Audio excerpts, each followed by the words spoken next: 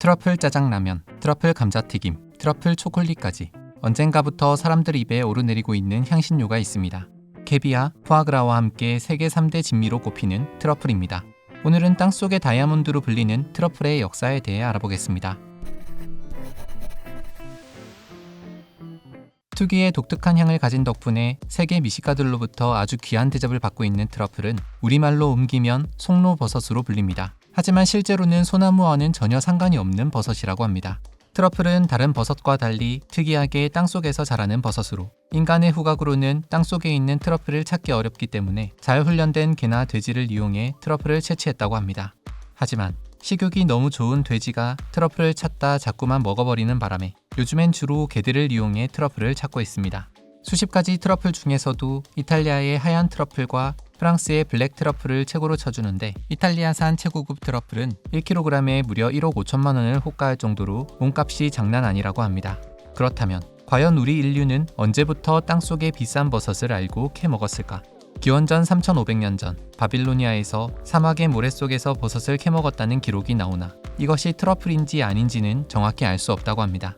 언제 처음 트러플을 먹기 시작한 것인지 정확히 알 수는 없지만 고대 그리스에서는 물, 연기, 그리고 번개에 의해 트러플이 만들어졌다고 생각하기도 했습니다. 이 생각은 후대에까지 미신으로 전해져 지금도 송로버섯 농사꾼들은 천둥이나 번개를 길조로 여기고 좋아한다고 합니다.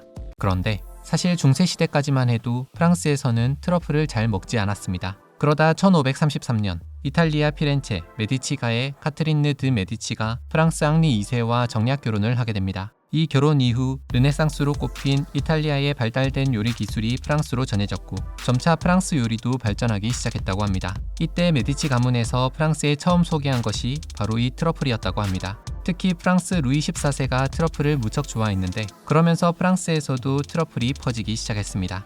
사실 트러플하면 빼놓을 수 없는 사람이 하나 더 있으니 바로 세빌리아의 이발사 윌리엄 텔 등을 작곡한 이탈리아의 작곡가 안토니오 로시니입니다. 트러플에 푹 빠진 로시니는 19세기 초반 젊은 나이에 오페라 작곡가로 성공을 거두자 작곡을 관두고 요리 연구가로 전업을 하기도 했습니다. 심지어 그는 단순히 트러플로 요리를 하고 먹을 뿐 아니라 직접 트러플을 재배하기 위해 고군분투하기도 했다고 합니다.